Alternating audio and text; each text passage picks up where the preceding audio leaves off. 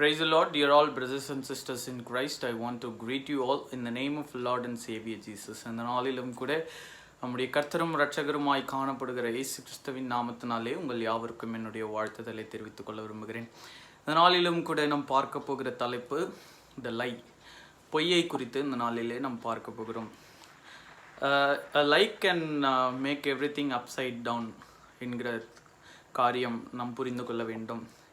ஆகையால் இந்த ஒரே ஒரு பொய் எல்லாவற்றையும் தலைகீழாக மாற்ற முடியும்.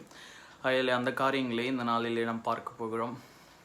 இந்த வேதாகமத்திலே முதலாவதாக குறிப்பிடப்பட்ட பாவம் என்னவென்று ஒருவேளை நாம் கேட்போம் என்றால் கீழ்ப்படியாமை என்று சொல்வார்கள், the disobedience.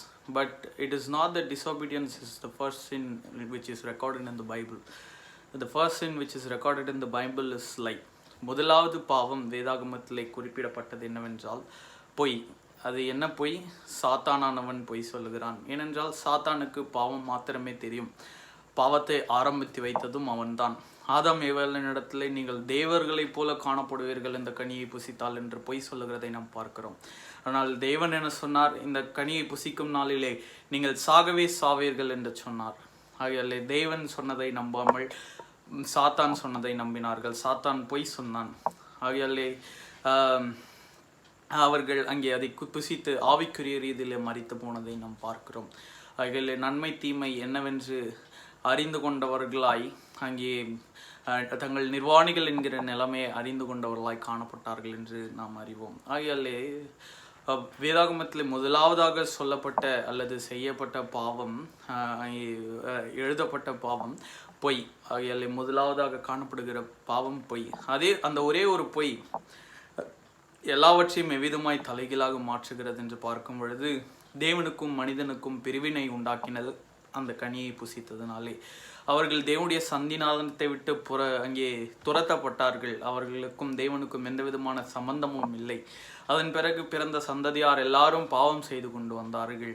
ஆகையாலே அந்த நாளிலே ஆதாமின் மூலியமாய் ஆரம்பிக்கப்பட்ட அந்த பாவமானது, அங்கே அந்த பொய்யினாலே ஆரம்பிக்கப்பட்ட பாவமானது இந்த நாள் வரைக்குமாக மனிதர்கள் மத்தியிலே உலாவிக் கொண்டே இருக்கிறது. மனிதர்கள் எல்லாரும் பாவம் செய்கிறார்கள். நாம் வேதாகமத்திலே வாசிக்கிறோம், அங்கே எல்லாரும் பாவம் செய்து தேவ மகிமை அற்றவர்களாகி என்று வாசிக்கிறோம். தேவனுக்கும் நமக்கும் ஐக்கியம் இல்லை. தேவனுடைய மகிமை நம்மிடத்தில் இல்லை. மகிமையின் வஸ்திரத்தினாலே தேவன் நம்மை மூடியிருக்கும் பொழுது அங்கே சரீர பிரகாரமான வஸ்திரத்தை வேண்டும் என்று விரும்பினவர்களாய் இந்த நாளிலே பாவத்தில் விழுந்து போனவர்களாய் நாம் காணப்படுகிறோம்.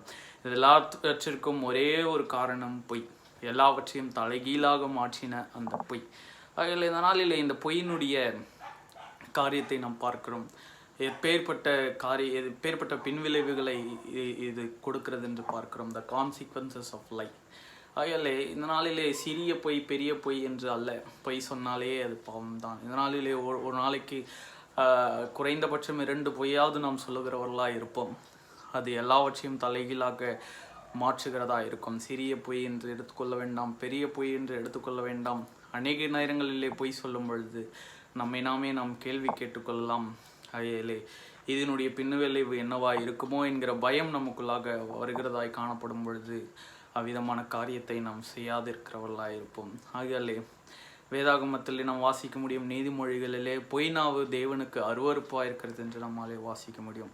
ஆகையாலே அப்பேற்பட்ட வசனத்தை நம்முடைய ஜீவியத்தில் அப்பியாசித்து கொண்டவர்களாய் அங்கே பொய் நாவு உடையாதவர்களாய் நாம் காணப்படலாம். அப்பொழுது தேவனுடைய நாமமானது மகிமைப்படும். ஆகையாலே சாத்தான் ஆரம்பித்து வைத்த அந்த பொய் இந்த நாளிலே உலகமெல்லாம் பிரவாகித்து சென்று மிகப்பெரிய பாவமாய் மாறி இருக்கிறது. பாவ ஜனங்களாய் நாம் மாறி இருக்கிறோம். ஆகையாலே நாம் நம்முடைய ஜீவியத்தில் பொய் நாவுடையவர்களாய் இராதபடிக்கு நம்மை காத்துக்கொள்ள கர்த்தர் நமக்கு கிருபை செய்வாராக. நாளை தினத்தில் இன்னொரு வீடியோவில் நாம் சந்திக்கலாம். Until then, bye from Nathaniel. Thank you.